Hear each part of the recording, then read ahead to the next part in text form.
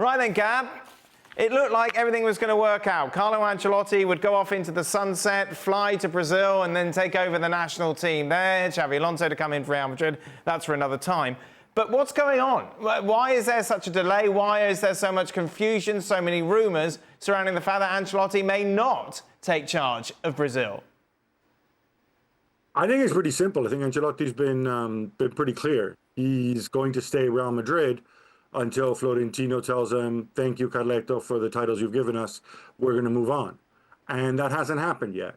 I think from Real Madrid's perspective, and I think when you take a step back, it's actually pretty reasonable.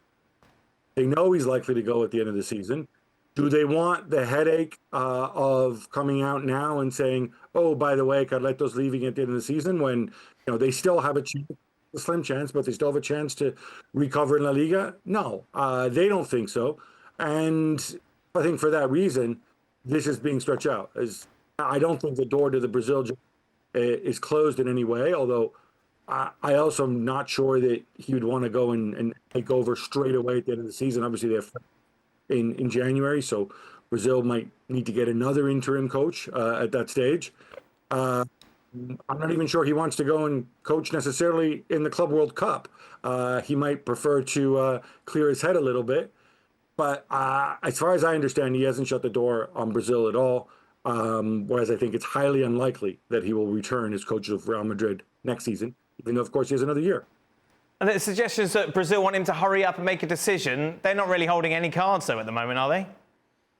No, they're holding 0 cards. Yeah. And this is funny. Those who say, oh, look, it's a negotiation. I'm sorry, guys. You've been telegraphing this for what? The last 2 years? We want Ancelotti, and so on, right? You want to go and get, if you don't get, this kind of hard line only works if you have an alternative. Who's your alternative? What are you going to do? Resurrect Dorival Jr.?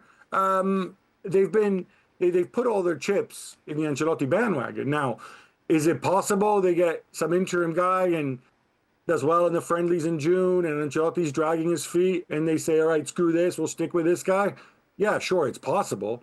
But I think Ginaldo's been working on this for so long that, they can try to turn the screws on him. But I think they also know that there's no point in turning the screws on him too much, because it's not going to have any effect. We spoke yesterday, didn't we, about Rudiger going under the knife. He's out for the rest of the season. Also having surgery today. David Alaba is out. Mendy is out. Looking ahead to the Clásico, it is going to be a back line very much made of bare bones, Craig.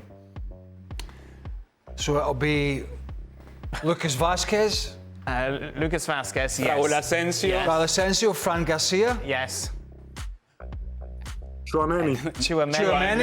Tchouaméni. Unless you want the Jesus Vallejo experience. Yeah. Yeah.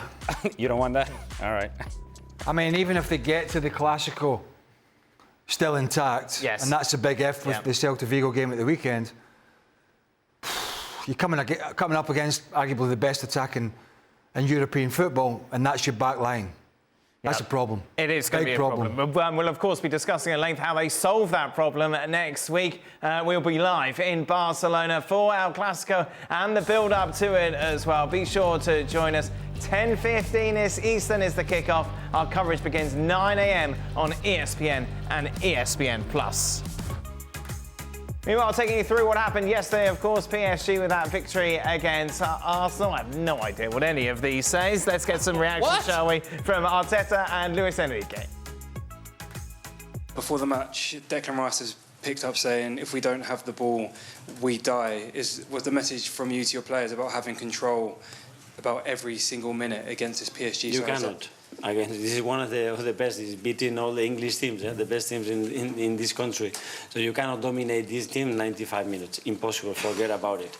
And you have to understand what means dominating them and in which area of the pitch. And we have to be very clear. Again, what we have to do where, and when we cannot win it, okay, make sure that we take the game where we want. Creo que hoy se ha podido ver a muchos jugadores rendir a un alto nivel. Gran trabajo defensivo de los puntas. Gran trabajo defensivo y ofensivo de los mediocampistas, gran trabajo defensivo general de todos. No puedes venir a jugar a casa del Arsenal un rival de este nivel y no y no empezar a cuestionar o empezar a valorar cuántos esfuerzos haces. No, esfuerzos máximos, con y sin balón.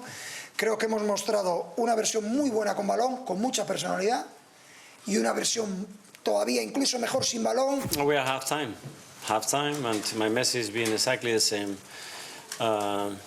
Post Real Madrid at home, 3-0.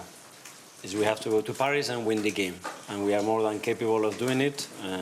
Because I saw two very good teams where the margins are so small, and they had efficiency in front of the goal, and their keeper as well made a difference to see the result that we've seen tonight. PSG, no surprise, big favourites for that 1-0 lead going into the second leg next Wednesday in Paris. Gab Marcotti still with us. Gab, what's the reaction from the English media been like to this? I haven't really read the English media, so I wouldn't That's know, fair Dan. enough. That's fair enough, Gab. You really care. This is like me in Spain. You're in London. Who cares what they think? But I think, I would imagine they were completely impressed. It's nothing new because they saw Paris Saint-Germain turn it on like this against Liverpool as well over the two legs. Obviously, apparently understrength Arsenal like this. There's only so much they could do, but I think Arsenal's still very much in it. And then I think if you're Paris Saint-Germain, you'll look at those two late chances with Bradley Barcola and Gonzalo Ramos, and you'll think, man, we could have been in such a better position for the Parc des Princes. One goal for these two teams is nothing. You can say, oh, Arsenal have to go abroad. Guys, 2 hours and 5 minutes on the Eurostar. It's almost a derby. It's further for Arsenal to travel up north to face United or whatever. So I think this is still very much up in the air.